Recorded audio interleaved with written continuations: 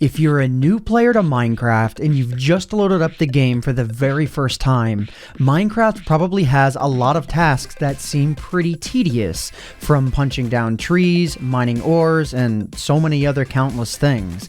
If you've been playing the game for an extremely long time, you probably still feel the same way about a lot of various things in the game. Minecraft is inherently a bit tedious. That's just part of the game's design. From digging out a hole, to building up a house, to waiting for trees to grow, the game has a lot of waiting elements. Survival can sometimes feel pretty mundane. However, things can be automated, and thus, Minecraft can be less about going out and doing something, but more so reaping the benefits idly.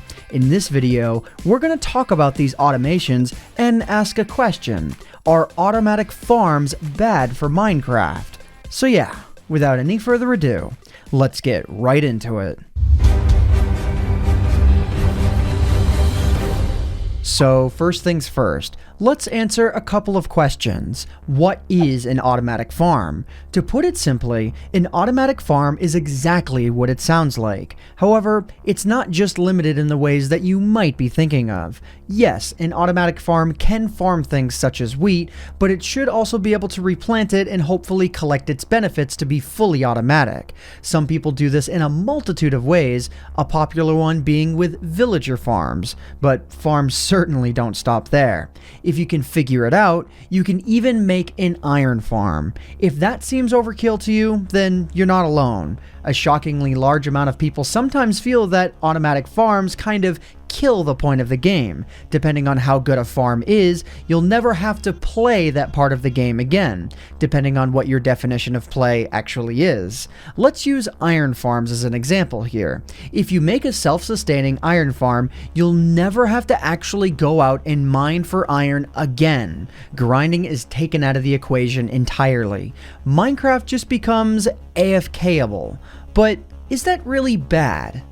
So, is it bad for players to be able to AFK play Minecraft? I mean, really, is making an automatic farm to do your work for you a negative to the game? Should players be confined to going into the mines, killing mobs, planting seeds, and more?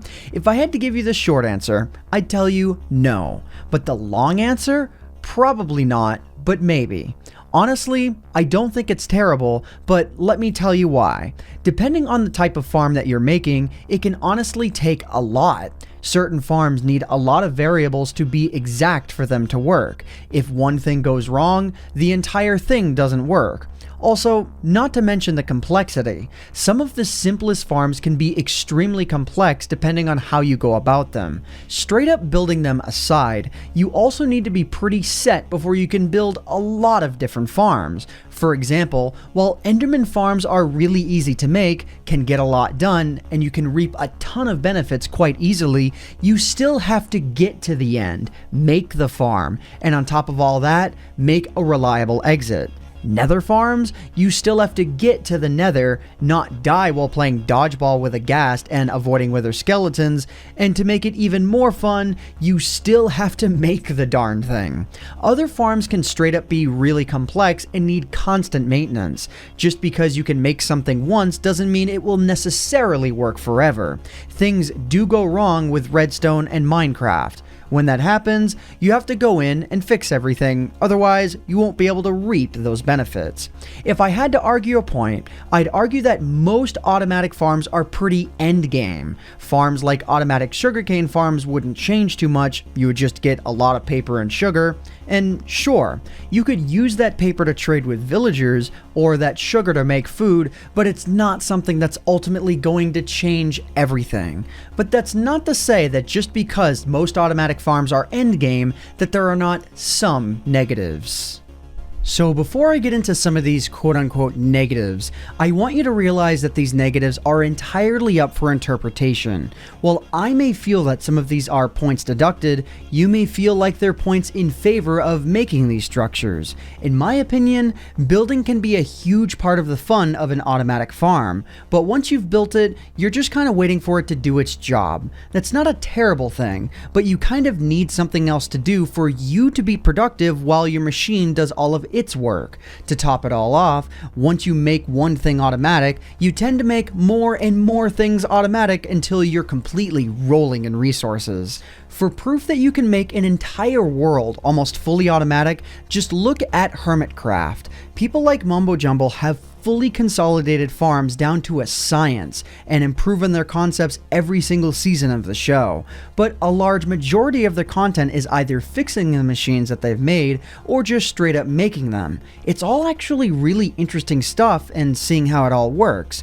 Why Hermitcraft isn't boring is because the hermits have things to do on top of their machines doing their work. If Hermitcraft was just them sitting around being AFK and collecting resources, then probably nobody would watch it. Because the hermits are actively working on projects while their machines are doing the heavy lifting, they can still work on the things that they want to. Again, if you as a player are at the point where you've just about mastered everything else in Minecraft, then I don't personally see much of an issue with automating things in this manner. Another arguably negative aspect to a lot of farms is that you actually have to sit by them for them to do anything, meaning you're either working or waiting in a specific area. Again, if you have something to do within your area, it's fine. If you're just being AFK though, it makes you wonder how much time you've actually spent playing the game versus just standing in one spot. Another notable and more reasonable downside to all of this is lag. Depending on how big or crazy your farm is, lag can be a terrible problem. Put multiplayer into the equation and you've got a recipe for the perfect disaster. Plus, introducing multiplayer into the equation, you should also put economy on the table. Automatic farms can destroy an economy. If you're trading villagers, you'll put way more emeralds out there, which in turn can turn into there being tons of items for whatever the villagers are waiting for you to trade with them.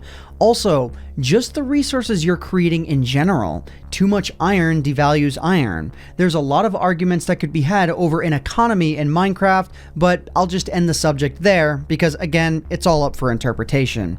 Going back to lag for a moment, your automatic farm could always be better too. If you're not getting enough resources, the simple answer is to just build a second farm, but then you'll run into even more issues, which will mean you're just wasting more time. And once you have it all fixed, you'll be waiting for even more time, because once you have enough resources, it'll still never really be enough. We always run out of what we need and what we're using the most. But again, if you're building these machines from scratch, using resources that you collected, then that's your choice. You should be able to play Minecraft however you want.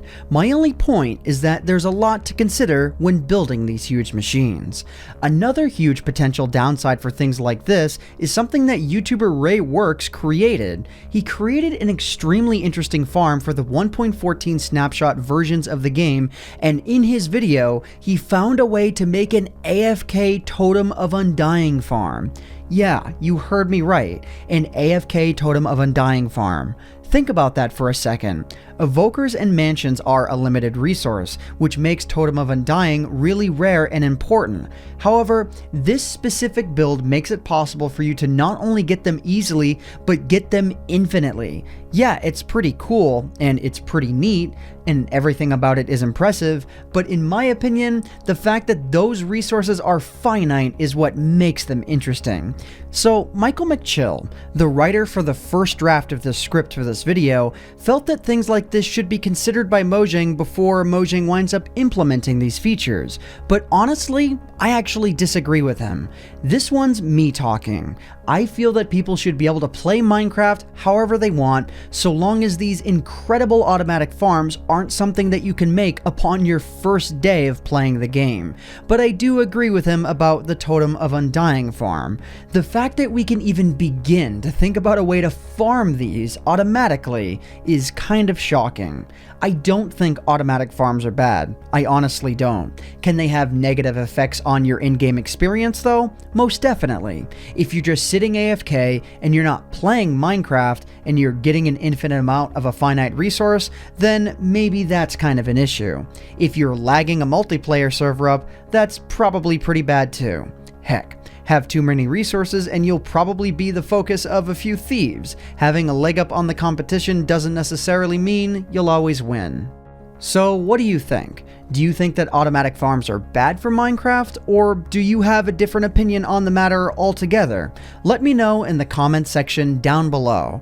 But other than that, that just about does it for me for now. If you guys enjoyed this video, please consider leaving a like on it, because it would really help out myself and Michaelmcchill, who co-wrote and edited this video, the channel, and the video quite a lot. But anyways guys, I hope you all enjoyed. My name is AntVenom, and I bid you all farewell. Thanks so much for watching.